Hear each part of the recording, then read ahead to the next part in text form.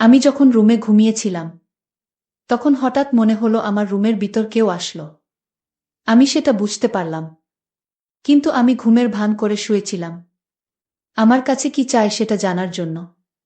তারপর লোকটি আমার রুমে ঢুকে আস্তে আস্তে আমার বিছানায় এসে বসল। তারপর আমার কাপড় সরিয়ে দিল। তারপর বন্ধুরা আমার সাথে কি হয়েছিল তা শুনলে তোমাদের মাথা গরম হয়ে যাবে। তাহলে কথা না বাড়িয়ে মূল বিষয়টা শুরু করি। বিয়ের পর সংসার নিয়ে এতই ব্যস্ত হয়ে পড়েছিলাম, অনার্স ও কমপ্লিট করে উঠতে পারিনি। স্বামী শাশুড়ি আর দেবর নিয়ে আমার ছোট্ট সংসার। সব দিকে আমাকে আর অসুস্থ শাশুড়িকেই দৌড়াতে হতো। ব্যস্ততার ভিড়ে আম্মুর কাছেও তেমন যাওয়া হয়ে উঠত না। গেলেও একদিন থেকে চলে আসতাম। যাই হোক, শাশুড়িকে বুঝিয়ে এক সপ্তাহের ছুটি নিলাম আম্মুর কাছে যাওয়ার জন্য। জানি আমার শাশুড়ির এক একদিন খুব কষ্ট হবে, কিন্তু আম্মুর কাছে যাওয়ার জন্য মন এত টানছিল, তাই 7 দিনের জন্য যাওয়ার সিদ্ধান্ত নিয়ে নিলাম। মা, যাচ্ছ বেশ, কিন্তু 7 দিনের বেশি থেকো না মা। মা বলতে হবে না আমাকে, আমিও বুঝি সব। কিন্তু আম্মুর ওখানে যেতে এত বেশি মন টানছে, এর আগে এতটা মন টানেনি। উনি মাথায় হাত বুলিয়ে বিদায় দিলেন আর বললেন যেন সাবধানে যাই। সজীব আমাকে ট্রেনে উঠায় দিল। আমার শ্বশুর বাড়ি থেকে মায়ের বাড়ি অনেক দূর, প্রায় ৬০ কিলোমিটারের দূরত্ব। ট্রেনে উঠার পর নানান রকম কুডাক ডাকছিল মনে। কেন জানি মনে হচ্ছিল আমার সামনে ঘোর বিপদ। কি সব আজেবাজে চিন্তা মাথায় আসছিল। মনে হচ্ছিল অ্যাক্সিডেন্ট হবে, আমি মারা যাব, আমি বুঝি বাসায় ফিরতে পারব না। কখন এসব হাবিজাবি ভাবতে ভাবতে যেন ঘুমিয়ে পড়েছি। গাড়ি ব্রেক কষায় ঘুম ভাঙল। আমাদের এলাকার কাছাকাছি চলে এসেছি। পরের স্টেশনে নেমে যাব। এক নজর চারদিক তাকিয়ে দেখছিলাম। আমার ছেলেবেলার কথা খুব মনে পড়ছিল, যখন এখান দিয়ে আম্মুর হাত ধরে আসা যাওয়া করতাম। বাড়িতে আমার আম্মু আর 14 বছর বয়সী এক ছোট বোন আছে। অনেক দিন পর আসছি। প্রতিবার আসার সময় অন্যরকম আনন্দ লাগে, কিন্তু এবার কেমন জানি লাগছে। কিছুই ভাল লাগছে না। সব কিছু অসহ্য লাগছে। চিন্তায় ভাটা পড়ল। ট্রেন থেকে নামার সময় হয়েছে।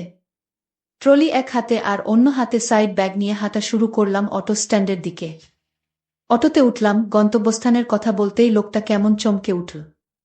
অটোওয়ালা আপা, সন্ধ্যা নেমে আসছে, তার উপর আপনি একা। ওই এলাকা এখন খুব বিপজ্জনক। এখন ওই এলাকায় ঢুকলে আমার ফিরতে রাত হয়ে যাবে। আমি ওই এলাকার ভেতর ঢুকব না। ওই এলাকার আগেই আপনাকে নামিয়ে দেব। কি সব আবোলতাবোল বলছেন? কিসের বিপদ? কই, আমি তো এরকম কিছুই শুনিনি। আমার আম্মু তো ফোনে আমায় এমন কিছু বলেনি। আপনার মাথা ঠিক আছে তো? অটোওয়ালা বলল, আপনাকে কেন বলছি গেলেই জানবেন। ওই এলাকায় খারাপ ফুলাইপান আছে। সন্ধ্যার পর পথে যাকেই পায় তাকেই ধরে নিয়ে যায়। তাই এখানে কেউ রাতে ঘর থেকে বের হয় না। অত কিছু বুঝি না, লাখ টাকা দিলেও এলাকায় যাব না। অনেক রাত হয়ে যাবে, সন্ধ্যার আগে ফিরতে হলে আপনাকে মাঝপথেই নামতে হবে। এদিক ওদিক তাকিয়ে দেখি আর কোনো অটো নেই, কোনো রিকশাও নেই। সন্ধ্যা হতেও প্রায় ঘণ্টাখানেক বাকি। নিরুপায় হয়ে অটোতে উঠেই বসলাম ওনার শর্ত মেনে। অটোওয়ালা কথামত আমাকে মাঝপথে নামিয়ে দিল। বাধ্য হয়ে হাঁটা শুরু করলাম। সত্যি তো, রাস্তা একটা কাকপক্ষী পর্যন্ত নেই। আছে শুধু প্যাঁচার ডাক, থেকে থেকে দূর হতে কুকুরের ঘেউ ঘেউ আওয়াজ ভেসে আসে। ছোটবেলায় আঙ্কেলের সাথে মেলায় যেতাম। মেলা থেকে ফিরতে বেশ রাত হতো। তখনও দেখেছি কত মানুষের আনাগোনা। এরকম নীরব কখনো দেখিনি। সত্যি মনে হচ্ছে কোনো পরিত্যক্ত এলাকায় ঢুকে পড়েছি। এ এলাকায় যে মানুষ বসবাস করে তা বোঝার উপায় নেই। অনেকক্ষণ ধরে হেঁটে ক্লান্ত হয়ে পড়েছি, কিন্তু লোকটার কথাই ঠিক, এই এলাকার কেউ বের হয় না। কুছ তো গাড়বার হ্যায়। কিন্তু আম্মু আমায় কিছুই বলেনি এ ব্যাপারে। এমনকি আম্মু জানে আমি আসব। ফিরতে দেরি হচ্ছে, কিন্তু আম্মু তো টেনশন করছেন। মাঝে একবার ফোন দিয়েছিল, শুধু বলছে যেন সাবধানে আসি। এটা তো স্বাভাবিক একটা কথা। আগে স্কুলে থাকতে কোচিং থেকে ফিরতে একটু দেরি হলেই আম্মু এগিয়ে নিতে চলে আসত। কত টেনশন করত। সব কিছুই অদ্ভুত লাগছিল। হঠাৎ মনে হলো সামনে দিয়ে কেউ দৌড় দিল আর বল, রাক্ষস। রাক্ষস?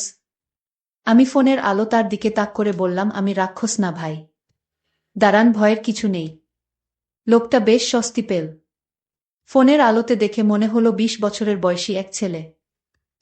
কি ব্যাপার ভাই, তুমি এত রাতে বাইরে কেন? তুমি করেই বললাম বয়সে ছোট হবে তাই। ছেলেটি বলল, আপু আমারও সেম প্রশ্ন। আপনি একা এই রাতে, তাছাড়া চারদিকে ঘুটঘুটে অন্ধকার। আমিস আর বইল না। ঢাকা থেকে ফিরছিলাম, এমনি জ্যামে আটকা পড়ছিলাম, তবুও দেরি হতো না যদি পুরো পথ অটোতে আসতে পারতাম। হাঁটতে হাঁটতে রাত। ছেলেটি বলল, আপু আমার নাম শহীদ, আমি বরিশালে থাকি। একটা সরকারি কলেজে ইন্টারে পড়ি, যে হোস্টেলে থাকি। ওখানে একটা মার্ডার হয়েছে, তাই বাধ্য হয়ে বিকেলেই রওনা হই। জানি বাসায় ফিরতে অনেক রাত হবে, তাই এক আত্মীয়ের বাসায় যাই। কিন্তু তারা থাকতে দিতে আপত্তি জানায়, তাই বাধ্য হয়েই হাঁটতে শুরু করি। আপনাকে আরও আগেই দেখেছি পেছন থেকে, কিন্তু ভয় করছিল যে আপনিই সেই বাজে কিছু কিনা। আমি বললাম, আমি বুঝছি না। একই কথা অটোওয়ালাও বল, কাহিনী কি সত্যি? শহীদ বল, হ্যাঁ আপু সত্যি, আমার খুব ভয় করছে। গায়ের পশম দাঁড়িয়ে আছে। ফোনের হালকা আলোয় তার কপালের বিন্দু বিন্দু ঘাম আমাকে ভাবিয়ে তোলে। আমিস, ভয় পেও না ভাই, মনে সাহস রাখ। শহীদ বলল, আপু কিছু মনে করবেন না, আমি আপনার ছোট ভাইয়ের মতো, আমি আপনার সাথে যাই। আমার খুব ভয় করছে। আমি বললাম, ঠিক আছে চলো। কিন্তু আমার মনে কেন জানি ভয় লাগছিল না। অন্ধকারে নীরব রাস্তায় পাতার আওয়াজও খুব ভয়ঙ্কর লাগছিল। নিজেদের নিঃশ্বাসের শব্দ শোনা যাচ্ছিল। হাঁটতে হাঁটতে আমি প্রশ্ন করলাম, আমিস ভাই তুমি কোনো গ্রামে যাবে? শহীদ উত্তরে যে গ্রামের নাম বলেছিল সেই গ্রাম আমাদের গ্রামের পরের গ্রাম। শহীদ বলল, আপু আপনি বাড়ি চলে গেলে তো আমি একা হয়ে যাব।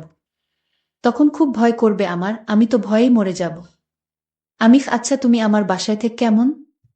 আর ভয় পেও না। হঠাৎ মনে হলো আমাদের দুজনের সাথে আরও কেউ হাঁটছে, এদিকে ফোনও অফ হয়ে গেল। এখন অন্ধকারে হাঁটব কি করে?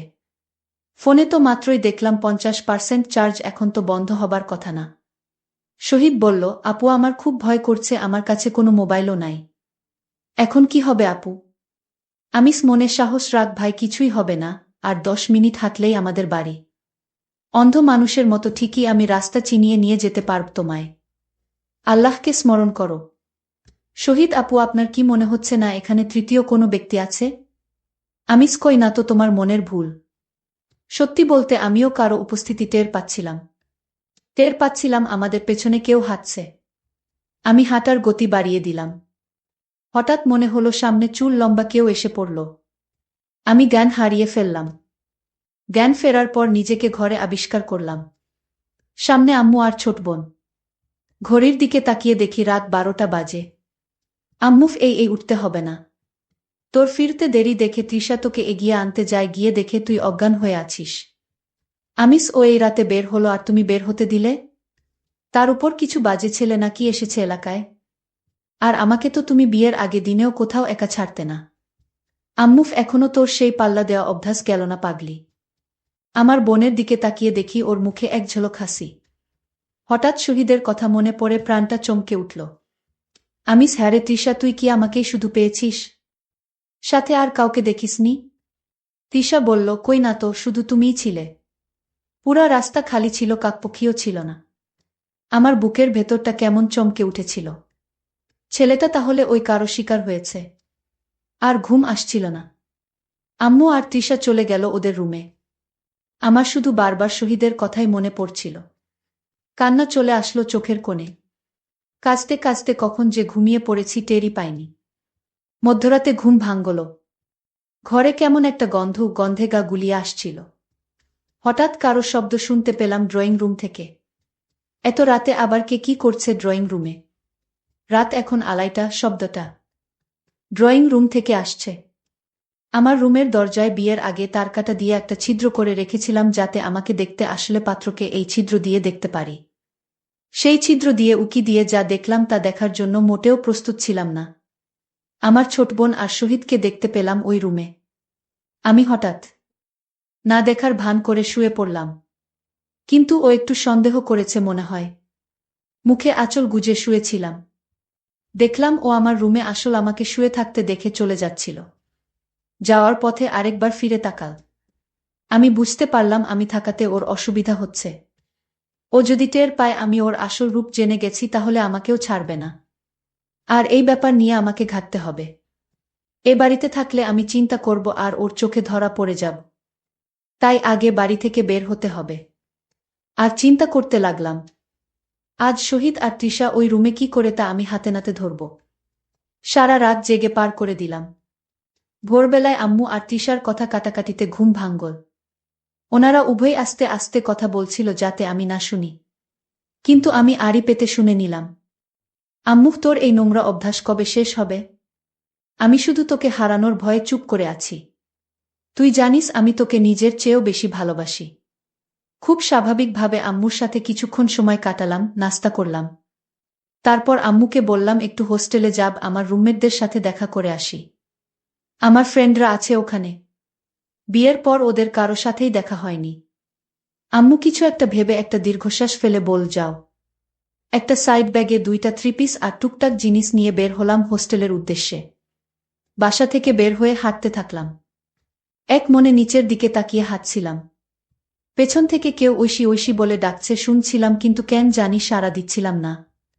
চিন্তায় যেন অন্য জগতে হারিয়ে গেছি। এবার খুব কাছ থেকেই ডাক শুনলাম। চিন্তায় ভাটা পড়ল। খুব পরিচিত কারো কণ্ঠ, কিন্তু মনে করতে 5 সেকেন্ড লেগে গেছে, 2 বছর পর দেখে। শিরিন, কেমন আছিস তুই? বিয়ে করে তো পর করে দিলি। তোর বর তোকে বিয়ে না করলে বুঝলি এতদিনে তোকে বউ করতাম। কিন্তু দেখ, তোর বর তোকে চিলের মতো ছো মেরে নিয়ে গেল। শিরিন আমার ছোটবেলার বন্ধু, ক্লাস 6 থেকে অনার্স, একই স্কুলে কলেজে ও একই ভার্সিটিতে পড়েছি। পরে একসময় তিতুমির কলেজের এক মেয়ের সাথে ফেসবুকে ওর প্রেম হয়। মেয়েটাকে ওর পাশে একদমই মানাচ্ছিল না। মুখের ওপর বলেই ফেলি কি পছন্দ করছিস। তখন ও বলে তুই প্রেম কর, তাইলে ওর সাথে ব্রেকআপ করে দেই। এসব কথা বলতে বলতে বিকেল ঘনিয়ে আসতে শুরু করল। যাই হোক, আমি আবার সন্ধ্যায় বাড়িতে ফিরলাম। বাড়িতে ফিরে ভাবতে লাগলাম শহীদ এত রাতে আমার বোনের রুমে আসলো কি করে। বিষয়টা আমার কাছে অদ্ভুত লাগছিল। আমি আজ ভাবলাম, আজ আমি তাদের রুমে দরকার হয় লুকিয়ে থাকব। তারপরও ওদের আসল রহস্যটা আমি জানব। কারণ গতকালের দৃশ্য দেখে আমার কিছুতেই ঘুম আসছিল না। আমি আগে থেকেই ছোট বোনের রুমে লুকিয়ে গেলাম। কিন্তু আজ রাত আমার বোন তৃষা রুমে আসলো না। আমি অবাক হলাম, তারা আজ কোথায় গেল। আমি ভাবলাম এবার আমি আমার রুমে যাইতো। আমি আমার রুমে গিয়ে দেখতে পেলাম তারা দুজনকে। তার দুজনকে আমি আমার রুমে দেখতে পেয়ে আমার চোখ কপালে উঠে গেল। আমি ভাবলাম ওরা দুজন যখন আমার রুমে আছে তাহলে আমি আজ বোনের রুমে গিয়ে শুয়ে পড়ি। আমি যখন ঘুমাতে গেলাম তখন আমি দরজাটা বন্ধ করেই ঘুমাতে গেলাম। আমি যখন ঘুমিয়ে পড়লাম তারপর রাত 2টার দিকে ঘুমের ঘরে আওয়াজ পেলাম। সেই আওয়াজে আমার ঘুম ভেঙে গেল। আমি তখন আর ঘুমালাম না। আমি ঘুমের ভান করেই শুয়েছিলাম। দেখি হয় সেটা জানার জন্যই। আমি টের পাচ্ছিলাম আমার রুমে কেউ চুপি চুপি এসে ঢুকল। তারপর আমার বিছানায় বসল। তারপর আমার কপড়টা সরিয়ে দিল। আমি চুপচাপ ছিলাম। তারপর আমি হঠাৎ ঘুমের ভান ছেড়ে লাফ দিয়ে বিছানা থেকে উঠে গেলাম। আর বলতে লাগলাম, কে কে তুমি? আমি দেখলাম সেটা আর কেউ না, আমার ছোট বোন। আমি তার চোখের দিকে তাকালাম। দেখলাম সেটা মানুষের চোখ না। সেটা আমার কাছে মনে হচ্ছে কোনো ভূতের চোখ। আমি চিৎকার দিলাম। মা তখন আমার রুমে হাজির। আমার মা বলল, কি হয়েছে তোর? আমি বললাম, আমার বোন এরকম করছে কেন? তার চোখ তো মানুষের মনে হচ্ছে না। মা তখন বলল, তুই যা দেখেছিস তাই সত্য। এটা তোর স্বাভাবিক বোন না। আমাদের মতো স্বাভাবিক মানুষ না। তোর বোন ঠিক আছে, কিন্তু সে রাক্ষস। সে সাধারণ মানুষ না। আমার গর্ভ থেকে জন্ম নিল এক রাক্ষস। গতকাল শহীদ ছেলেটাকে মেরে ফেলেছে। আজ তোকেও মারতে এসেছিল। কিন্তু তুই তো ওর বড় বোন, তাই তোকে মারবে না। মায়ের কথা শুনে আমার চোখ দিয়ে পানি ঝরছিল। আজকের মতো এখানেই শেষ করলাম। গল্পটি যদি ভালো লাগে তাহলে অবশ্যই চ্যানেলটি সাবস্ক্রাইব করে পাশে থাকবেন। ধন্যবাদ।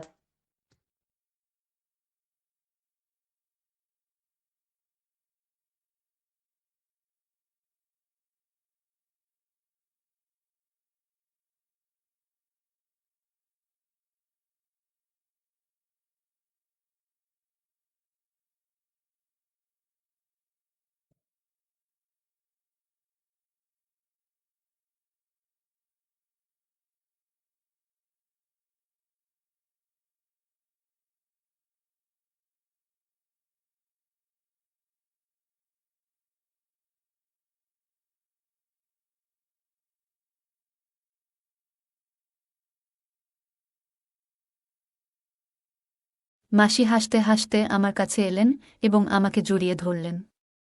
তাকে এতটা কাছে থেকে দেখে আমি খুব খুশি হয়েছিলাম, কারণ সেই জায়গায় আমাকে কেউ চিনত না। মাসির শৈশব আমার গ্রামের মধ্যেই কেটেছিল, কারণ তিনি আমার মায়ের কাছে পড়াশোনা করার জন্য এসেছিলেন। ছোটবেলা থেকেই মাসির প্রতি তার স্নেহ দেখতাম, যা আমাকে বরাবরই ভালো লাগত।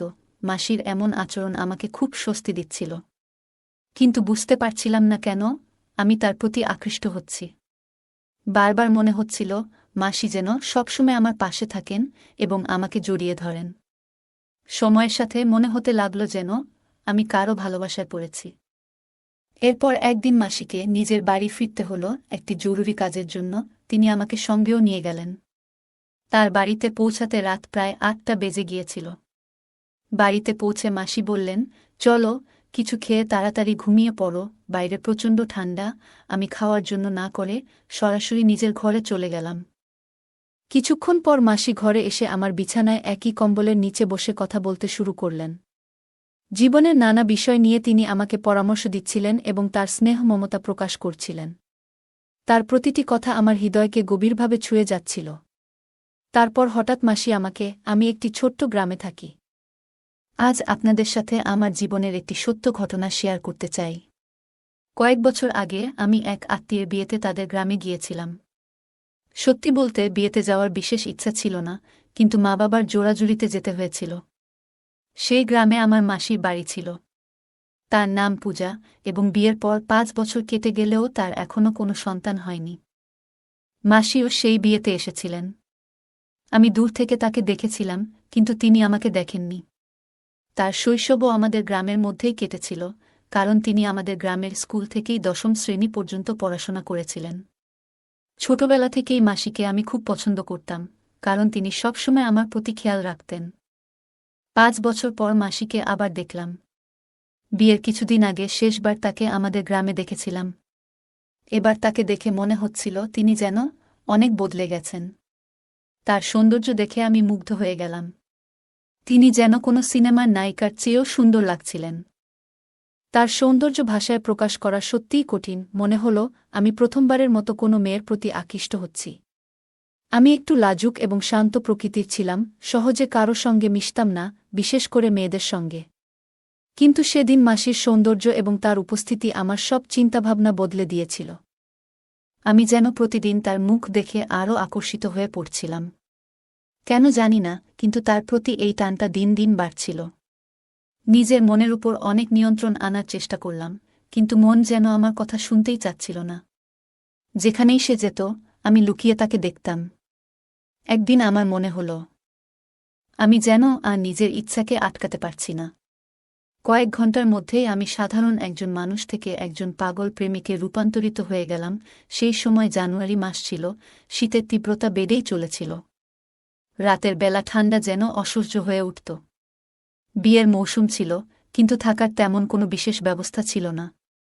তখন আমার মাথায় একটাই চিন্তা ঘুরছিল, এই ঠান্ডায় রাতটা কিভাবে কাটাব। কিন্তু মনে হল ঈশ্বর আমার কথা শুনলেন, আমার সমস্যার যেন সমাধান মিলল, কারণ সেই সময় মাসি হাসি মুখে আমার কাছে এসে আমাকে আলিঙ্গন করলেন। তাকে দেখে আমি অত্যন্ত খুশি হলাম, কারণ সেখানে আমার পরিচিত কেউ ছিল না। মাসির শৈশব আমাদের গ্রামেই কেটেছে এবং তিনি আমাদের গ্রামের স্কুল থেকেই পড়াশোনা করেছিলেন। মাসির সেই মুহূর্তের আলিঙ্গন যেন আমাকে এক অদ্ভুত প্রশান্তি এনে দিল। যা আশা করেছিলাম তা মুহূর্তেই পেয়ে গেলাম, তবে একটা জিনিস বুঝতে পারছিলাম না, কেন তার স্পর্শ আমাকে তার প্রতি আরও বেশি আকর্ষিত করছে। মনে হচ্ছিল মাসি যেন সবসময় আমার পাশে থাকেন। তার সঙ্গে সময় কাটাতে এক অন্যরকম আনন্দ অনুভব করছিলাম, যা আগে কখনো অনুভব করিনি। আমি যেন পুরোপুরি মোহিত হয়ে পড়েছিলাম। ঠিক তখন মাসি একটু দূরে সরে গিয়ে বললেন, কুনাল, তুমি কখন এলে? আমি উত্তরে বললাম, মাসি, আজই এসেছি। মাসি তখন বললেন, তোমাকে বেশ চিন্তিত লাগছে। কি হয়েছে? তখন আমি তাকে আমার রাতের ঘুমের অসুবিধার কথা বললাম। মাসি বললেন, এতে চিন্তার কিছু নেই। তুমি আমার বাড়ি চলো। সেখানে তুমি নিশ্চিন্তে ঘুমাতে পারবে। এ কথা শুনে আমি খুব খুশি হলাম এবং মাসির সঙ্গে তার বাড়ির দিকে রওনা দিলাম। রাতের আধার ছিল, আর রাস্তা ছিল সরু। মাসি বললেন, হুনাল, আমাকে তোমার হাত দাও। অন্ধকারে তুমি হয়তো পথ চিনতে পারবে না। তখন আমি তার হাত ধরার জন্য হাত বাড়ালাম, তার হাত ধরে এগিয়ে যাওয়ার মুহূর্তটি যেন আমার মনে এক নতুন অনুভূতি এনে দিল। তার নরম হাতে হাত রাখতেই মনে হলো যেন এক অদ্ভুত শক্তি আমার ভেতর জেগে উঠেছে। তার হাত ধরে হাঁটতে হাঁটতে আমার মনে এক অসাধারণ আনন্দ হচ্ছিল। আমরা ধীরে ধীরে হাত ধরে তার বাড়ির দিকে এগিয়ে চলছিলাম, পথে দেখতে পেলাম আরও কিছু লোক তাদের গ্রামে ফিরছিল। আমরা সামান্য দূর হেঁটে যাওয়ার পর দেখলাম ৫-৬ জন মহিলা নিজেদের মধ্যে কথা বলছে। তাদের কথা কানে আসতেই শুনতে পেলাম। একজন বলছে, শুনেছি তোমার মেয়ের কাল এনগেজমেন্ট। পূজাকে ডেকো না, তা না হলে কোনো অমঙ্গল হবে। অন্য একজন বলল, এমন শুভ মুহূর্তে তো এমন কারো ছায়াও পড়া উচিত নয়, যাদের ভাগ্যে শুভ কিছু হয়নি। রাজেশকে ছেড়ে অন্য একজনের সঙ্গে নতুন সংসার শুরু করা উচিত বলে তাদের মধ্যে আলোচনা চলছিল। রাতের অন্ধকারে তারা বুঝতেই পারল না আমরা তাদের পেছন পেছন হাঁটছিলাম। তাদের কথা শুনে মাসি আমার হাত শক্ত করে চেপে ধরলেন। মনে হচ্ছিল যেন তিনি অনেক কষ্ট সহ্য করছেন। আমি এই কথা শুনে খুব কষ্ট পেলাম, বুঝতে পারছিলাম কতটা বেদনায় তিনি দিন কাটাচ্ছেন। কিছুক্ষণ পর মাসি হঠাৎ কান্নায় ভেঙে পড়লেন। তাকে এতটা ভেঙে পড়তে দেখে আমিও বিচলিত হয়ে পড়লাম। আমি তাকে থামানোর জন্য বললাম, মাসি, প্লিজ থামুন। তিনি থেমে গেলেন। আমি তার কাঁধে হাত রেখে বললাম, মাসি, এদের কথা শুনে মন খারাপ করবেন না। আপনি জানেন এতে আপনার কোনো দোষ নেই। আপনি খুব ভালো মানুষ। বিশ্বাস করুন, একদিন সব ঠিক হয়ে যাবে। আমার কথা শুনে মাসি কান্না করতে করতে আমাকে জড়িয়ে ধরলেন এবং বললেন, কুনাল, এটা নতুন কিছু নয়। আমার সাথে এটা সবসময় হয়। এখন আর বেঁচে থাকার ইচ্ছা নেই। তার এই কথা শুনে আমি তাকে আলতো করে দূরে সরিয়ে দিয়ে তার মুখে আঙুল রেখে বললাম, মাসি, এমন কথা আর কখনো বলবেন না। আমি তাকে অনেকবার বোঝানোর চেষ্টা করলাম। কিছুক্ষণ পরে তিনি শান্ত হলেন। প্রায় ১০ মিনিট হাঁটার পর আমরা তার বাড়িতে পৌঁছালাম। বাড়িতে ঢুকে দেখলাম মেশো বাড়িতে নেই। আমি মাসিকে জিজ্ঞেস করলাম, মেশো কোথায়? তিনি বললেন, তোমার মেশো কাজের জন্য শহরে গেছেন। ৪-৫ দিন পরে ফিরবেন। আমরা বিয়ের অনুষ্ঠানে খাওয়া শেষ করে বাড়িতে ফিরেছিলাম। বাড়ি ফিরে মাসি আমাদের দুজনের জন্য দ্রুত বিছানা পেতে দিলেন। শীত প্রচণ্ড ছিল, তাই আমরা চাদরের মধ্যে ঢুকে গল্প করতে শুরু করলাম। বিভিন্ন বিষয়ে কথা বলতে বলতে হঠাৎ আমি জিজ্ঞেস করলাম, মাসি, এত বছর পরও আপনার সন্তানের কেন হল না? আমার কথা শুনে মাসি খুবই দুঃখ পেলেন এবং আবেগভরে বললেন, কুনাল, কি বলবো তোমাকে? তোমার মেশোর মধ্যেই একটি সমস্যা রয়েছে। তিনি কখনোই এ বিষয়টি আমাকে বলেননি, কিন্তু একদিন আমি নিজেই জেনেছি। তোমার মেশো যেই ক্লিনিকে টেস্ট করিয়েছিলেন, সেখানে আমার এক বন্ধু কাজ করে। সেই আমাকে জানিয়েছে তোমার মেশো কখনো বাবা হতে পারবেন না। মাসি একটু থেমে আবার বললেন, আমি কখনো এ নিয়ে তার সঙ্গে কথা বলিনি। তবে একটা জিনিস দেখেছি, তোমার মেশো বিভিন্ন সাধুসন্তদের প্রতি খুবই বিশ্বাস রাখেন। তাদের কথায় তিনি অনেক টাকা খরচ করেছেন। কেউ বলেছে ৫ মাসের মধ্যে সুখবর আসবে, কেউ ৩ মাসের মধ্যে। এমনকি একজন তো ১ মাসেই সুখবরের প্রতিশ্রুতি দিয়েছিল।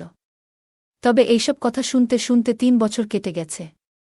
আমি জানি এসবের কোনো ফল হবে না। এই কথা বলার সময় মাসি কান্নায় ভেঙে পড়লেন। আমি তার এই কষ্ট দেখে নিজেও খুব খারাপ অনুভব করলাম। তখনই আমি আমার বিছানা থেকে উঠে আমি ধীরে ধীরে উঠে গিয়ে মাসির বিছানার পাশে বসলাম। তার চোখের জল মুছতে গিয়ে তার হাত ব্যবহার করলাম। যখন তার চোখের জল মুছলাম, তখন তিনি একটুখানি হেসে ফেললেন। মাসি বললেন, কুনাল, তুই এখনও আমার কতটা খেয়াল রাখিস। আমি একটু হেসে দিলাম এবং আমার বিছানায় ফিরে যেতে চাইলাম, কিন্তু ঠিক তখনই মাসি আমার হাত ধরে বললেন, কুনাল, যদি তুই আজ এখানে না থাকতিস, আমি হয়তো এমন কিছু করে ফেলতাম যা ভুল হতো। তুই সত্যিই খুব ভালো। আজ তুই আমাকে বাঁচিয়েছিস। তিনি আমার হাত নিজের হাতে নিয়ে বললেন, তোর মতো পুরুষ খুব কমই আছে, যারা মহিলাদের কষ্ট বোঝে এবং তাদের অনুভূতিকে গুরুত্ব দেয়া। তুই সত্যিই অসাধারণ। এই কথা শুনে আমার মনে এক অদ্ভুত আনন্দ হল। আমরা কথা বলতে বলতে মাসি আমার হাত আলতো করে চেপে ধরছিলেন। আমি তার দিকে কিছু বলার চেষ্টা করছিলাম, কিন্তু আমার মনে যেন এক বিশাল ঝড় উঠেছিল। মনে হচ্ছিল আমি তাকে স্পর্শ করতে চাই, কিন্তু নিজের ইচ্ছেকে দমন করলাম। মাসি তখন হঠাৎ বললেন, যে মেয়ে তোর সঙ্গে বিয়ে করবে, সে খুবই ভাগ্যবান হবে। তুই নারীদের সম্মান করিস এবং তাদের অনুভূতি ভালোভাবে বুঝিস। তিনি নিজের চিন্তায় ডুবেছিলেন, কিন্তু হঠাৎ আমার দিকে তাকিয়ে বললেন, এই ঠান্ডা রাতে তুই কিছুই পরিসনি। এমন চলবে না। কুনাল, চাদরের ভেতরে চলে আয়। বাইরে খুব ঠান্ডা পড়ছে। এই কথা শুনে আমার হৃদয় দ্রুত স্পন্দিত হতে শুরু করল। আমি কিছুতেই বুঝতে পারছিলাম না যে এই সব কিছু কেন হচ্ছে। আমরা তখন একসঙ্গে একই চাদরের নিচে বসেছিলাম। মাসি বললেন, সরি কুনাল, আমি শুধু আমার কষ্টের কথা বলছিলাম। এখন বলো, তোমার জীবনে কি চলছে? আমি উত্তর দিলাম, মাসি, আমি শুধু চাকরির খোঁজে আছি, কিন্তু চাকরি পাচ্ছি না। মাসি বললেন, কোনো চিন্তা করো না কুনাল, তোমার সামনে এখনও অনেক বড় জীবন পড়ে আছে। নিশ্চয়ই একটা চাকরি পেয়ে যাবে। এরপর তিনি আমার আরও কাছাকাছি এলেন, যেন আমাকে জড়িয়ে ধরলেন। তারপর মাসি হাসতে হাসতে বললেন, তোমার কি কখনো মনে হয়নি যে তোমারও একজন গার্লফ্রেন্ড থাকা উচিত? আমি বললাম, মাসি, এমন চিন্তা তো আসে, কিন্তু এখনও তেমন কাউকে পাইনি। মাসি মুচকি হেসে আমার দিকে ফিরে বললেন, তাহলে বলো, তোমার কেমন গার্লফ্রেন্ড চাই? আমি সঙ্গে সঙ্গে উত্তর দিলাম, ঠিক আপনার মতো। মাসি অবাক হয়ে হাসতে হাসতে বললেন, আমার মতো কেন? আমি বললাম, কারণ আপনি খুব সুন্দর, বুদ্ধিমতী আর মনের দিক থেকে অসাধারণ একজন মানুষ। মাসি মজা করে বললেন, তুই মিথ্যে বলছিস। আমি হেসে বললাম, মিথ্যে কেন বলবো মাসি? যদি আপনি আমার চোখ দিয়ে নিজেকে দেখতে পারতেন, তাহলে বুঝতে পারতেন আমি সত্যি বলছি না মিথ্যা বলছি। এরপর মাসি একটু থেমে জিজ্ঞেস করলেন, তুই আমাকে নিয়ে কি ভাবিস? আমি শান্তভাবে উত্তর দিলাম, মাসি, আপনাকে আমার খুব ভালো লাগে। ধীরে ধীরে আমার মনে হচ্ছিল মাসিও হয়তো আমার প্রতি একটু আগ্রহ দেখাচ্ছেন। বাইরে ঠান্ডা বাড়ছিল, আর ঘরের পরিবেশ যেন উষ্ণ হয়ে উঠছিল। মাসি হেসে বললেন, কুনাল, তুই প্রথম ব্যক্তি যে আমার এত প্রশংসা করল। তার মুখে এমন উচ্ছ্বাস ছিল যেন আমার কথাগুলো তাকে অনেক খুশি করেছিল। আসলে সবারই নিজের প্রশংসা শুনতে ভালো লাগে, আর আমার মাসি প্রশংসারই যোগ্য ছিলেন। আমি মাসিকে একটা কথা বলতে চেয়েছিলাম, কিন্তু কথাগুলো আমার মুখে এসে আটকে গেল। বুঝতে পারছিলাম না কেন, কিন্তু একটা জিনিস স্পষ্ট ছিল, আমি চাইতাম মাসি সব সময় সুখী থাকুক এবং তার সব দুঃখ ভুলে থাকুক। অবশেষে সাহস করে বললাম, মাসি, আমার একটা কথা বলার আছে। প্লিজ, রাগ করবেন না। মাসি বললেন, বল কুনাল, তুই যা বলতে চাস। আমি বললাম, মাসি, আমি আপনাকে জীবনের নতুন সূচনা করতে সাহায্য করতে পারি। আমার কথা শুনে মাসি চুপ হয়ে গেলেন, আর আমি একটু নার্ভাস হয়ে পড়লাম। কিছুক্ষণ পর মাসি চুপ ভেঙে বললেন, কুনাল, তুমি যা বলেছ সেটা কি তুমি ভেবে বলেছ? আমি তোমার মাসি, স্ত্রী নই। তারপর মাসি কিছুক্ষণ নীরব থাকলেন। পরে বললেন, কুনাল, আমি ভাবছি এটা কি সঠিক হবে? আমি বললাম, যদি কোনো কিছু ঠিক করার জন্য সামান্য ভুল করতে হয়, তবে আমার মতে সেটা ভুল নয়। মাসি বললেন, তোমার কথায় যুক্তি আছে, কিন্তু আমাকে একটু ভাবার সময় দাও। আমি সম্মতি দিয়ে বললাম, ঠিক আছে মাসি, আপনি চিন্তা করে নিন। এরপর আমরা দুজন ঘুমিয়ে পড়লাম, কারণ পরদিন সকালে আমাকে একটি অনুষ্ঠানে যেতে হতো। পরের দিন আমি খুব সকালে উঠে পড়লাম, কারণ সকাল 7টায় আমাকে বের হতে হতো। বের হওয়ার সময় মাসি বললেন, কুনাল, সন্ধ্যায় ফিরে আসতে ভুল করো না। আমি তোমার জন্য অপেক্ষা করব। আমি মাথা নেড়ে বারাতের সঙ্গে বের হয়ে গেলাম। সেদিন মাসি অনুষ্ঠানে আসেননি। রাতে 9টা নাগাদ আমি খাওয়া সেরে মাসির বাড়ি ফেরার সিদ্ধান্ত নিলাম। মাসি তখন আমারই অপেক্ষায় ছিলেন। আমাকে দেখে হাসতে হাসতে বললেন, কুনাল, আজ তোমাকে খুব মিস করেছি। আমি বললাম, মাসি, আমিও আপনাকে খুব মনে করছিলাম। এরপর মাসি কফি বানিয়ে আনলেন। আমরা একসঙ্গে কফি খেতে খেতে কথা বলতে লাগলাম। হঠাৎ মাসি বললেন, কুনাল, তোমার গতকালের কথায় আমি রাজি হয়েছি।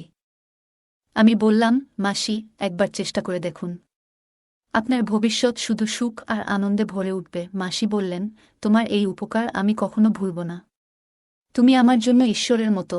তারপর আমাদের কথা আর অনুভূতি ধীরে ধীরে আমাদের আরও কাছাকাছি নিয়ে এলো। পরদিন সকালে মাসি খুব খুশি মনে ছিলেন। তাকে দেখে আমার মনও আনন্দে ভরে উঠল। মাসি আমাকে বললেন, কুনাল, তুমি আমার সমস্ত ইচ্ছা পূরণ করেছ। তোমাকে অসংখ্য ধন্যবাদ। আমি সঙ্গে সঙ্গে বললাম, মাসি, ধন্যবাদ দেওয়ার কিছু নেই। আমি শুধু চাই আপনি সবসময় সুখে থাকুন।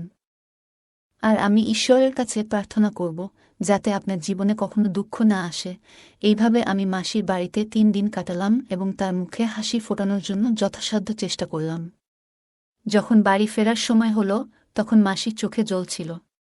আমি তাকে জড়িয়ে ধরে বললাম, আবার দেখা হবে মাসি। এই বলে আমি বাড়ির উদ্দেশ্যে রওনা হলাম। প্রায় ৩ মাস পর মাসির ফোন এলো। ফোনে মাসি আমাকে জানালেন যে তিনি মা হতে চলেছেন। এই সুখবরটি পাওয়ার পর আমি আনন্দে আপ্লুত হয়ে উঠলাম এবং ঈশ্বরের প্রতি কৃতজ্ঞতা জানালাম। কিছু মাস পর আমার মাসি একটি ফুটফুটে ছেলের জন্ম দিলেন। আমার খুব ইচ্ছে ছিল আমি তাদের বাড়ি গিয়ে ছোট্ট ভাইটিকে দেখে আসি। কিন্তু তখনই আমার নতুন চাকরি শুরু হয়েছিল। ছুটি নেওয়া সম্ভব ছিল না, কারণ নতুন কাজে ছুটি নেওয়া মানে ঝুঁকি। সেই সময় স্মার্টফোনও ছিল না, যার কারণে আমি তার ছবি পর্যন্ত দেখতে পারিনি। প্রায় ১ বছর পর আমার বিয়েতে মাসির সঙ্গে দেখা হলো। সেই সময় প্রথমবার আমার ছোট ভাইকে দেখি। তাকে দেখে আমার চোখে জল চলে এসেছিল। আবেগে আমি ভেঙে পড়লেও নিজেকে সামলে নিলাম। মাসিও খুব খুশি ছিলেন। তাদের আনন্দ দেখে আমার মনে হলো জীবন যেন সফল হয়েছে। বন্ধুরা, এই ছিল আজকের ছোট্ট গল্প। গল্পটি কেমন লাগলো কমেন্ট করে জানান। যদি ভালো লেগে থাকে তাহলে অবশ্যই লাইক করুন এবং আপনার বন্ধুদের সঙ্গে শেয়ার করুন। এমন আরও মজার এবং আবেগঘন গল্পের জন্য আমাদের চ্যানেলটি সাবস্ক্রাইব করুন এবং বেল আইকনটি প্রেস করতে ভুলবেন না, যাতে নতুন গল্প মিস না করেন। ধন্যবাদ।